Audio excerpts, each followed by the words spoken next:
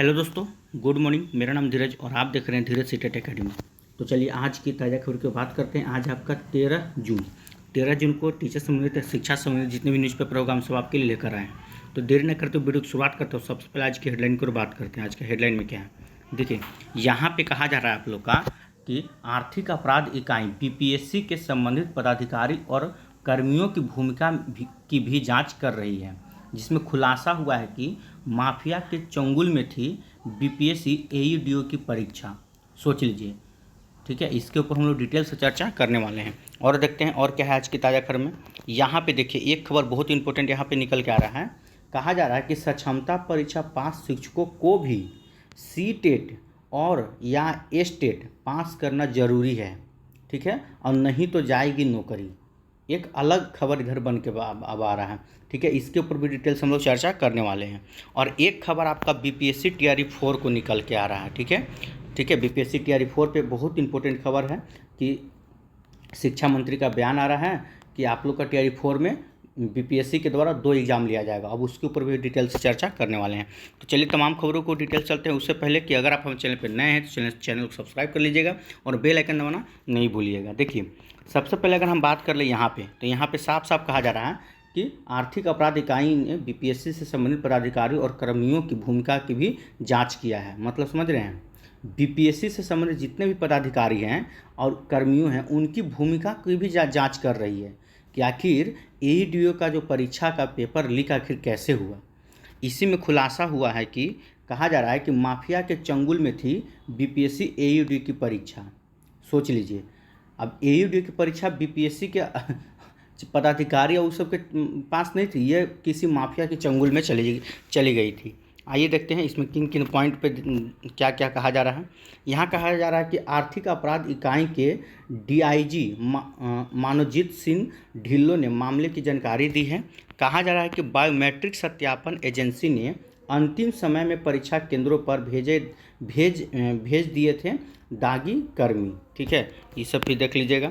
आइए इसको देख लेते हैं एक नज़र डिटेल से, कैसे हुआ है धांधली, क्या कहा जा रहा है। कहा जा रहा है कि अप्रैल 2026 में रद्द हुई बिहार लोक सेवा आयोग की सहायक शिक्षा विकास पदाधिकारी एईडीओ सहायक लोक स्वच्छता एवं अपशिष्ट प्रबंधन पदाधिकारी की प्रतियोगिता परीक्षा माफिया के कब्जे में थी। कहा जा रहा है कि माफिया ने इस बार प्रश्न पत्र लीक करने की जगह थर्ड पार्टी, सोचिए इस बार प्रश्न पत्र लीक नहीं हुआ था, थर्ड पार्टी यानी कि बायोमेट्रिक एजेंसी के माध्यम से परीक्षा गोपनीयता भंग की थी। देखिए मतलब हर बार कुछ न कुछ अलग तरीक़ा से, ठीक है, चोरी चपाटी की जा रही है। कहा जा रहा है आर्थिक अपराध इकाई ईओयू के अनुसंधान में यह खुलासा हुआ है कि सत्यापन एजेंसी ने रेंडमाइजेशन नियमों का उल्लंघन कर आखिरी समय में सूची से बाहर के कर्मियों की ड्यूटी लगा दी। पकड़े गए अधिकतर बायोमेट्रिक कर्मी स्वयं एईडीओ परीक्षा के अभ्यर्थी थे। सोच लीजिए, मतलब मतलब बायोमेट्रिक कर्मी पकड़े गए थे वे स्वयं एईडीओ परीक्षा के अभ्यर्थी थे। इनमें कई सिपाही भर्ती परीक्षा में धांधली की भी आरोपित थे। मतलब कई लोग तो आरोपित भी थे जो सिपाही यानी कि बिहार पुलिस में भी पकड़े गए थे।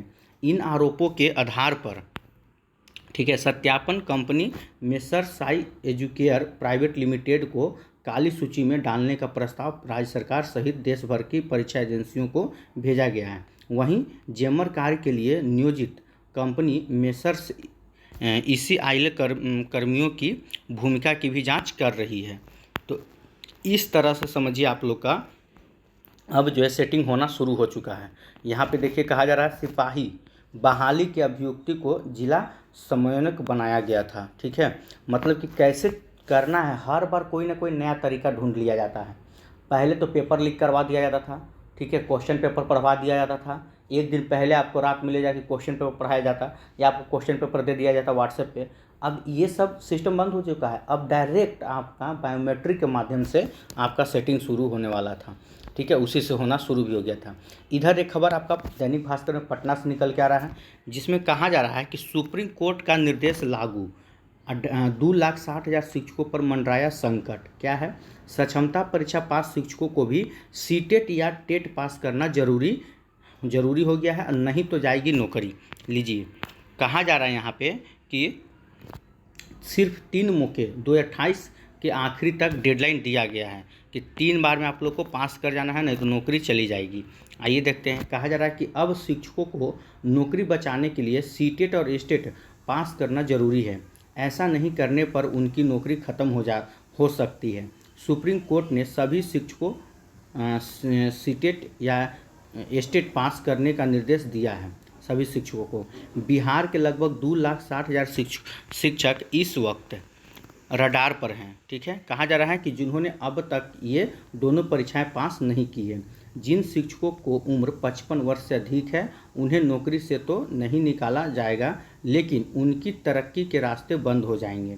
बिहार के ऐसे 60,000 शिक्षकों को ना तो प्रधानाध्यापक बनने का मौका मिलेगा, ठीक है, और ना ही अनुभव का लाभ। उन्हें नौकरी बचाने के लिए मिली छूट उनके करियर की ग्रोथ को फ्रीज कर देगी। 15 वर्ष पहले ही शिक्षकों के लिए टेट और सीटेट परीक्षा की वैधता अनिवार्य कर दी गई थी। 29 जुलाई 2011 को राष्ट्रीय अध्यापक परीक्षा शिक्षा परिषद ने स्पष्ट किया था कि सरकारी स्कूलों में कार्यरत शिक्षकों को टेट पास करना अनिवार्य है। कहने का मतलब है अब जितने पहले क्या था, जो मतलब बिहार के टीचर थे उनको सक्षमता परीक्षा देने को कहा गया था। देते तो राजकर्मी बन जाते। अब जब राजकर्मी बन गए हैं तो अब कहा जा रहा है कि अब आप टेट और सीटेट पास होइए। अब अगर आप नहीं होते हैं 3 मौका दिया जाएगा तो 2028 में, ठीक है, आपको निलंबित कर दिया जाएगा।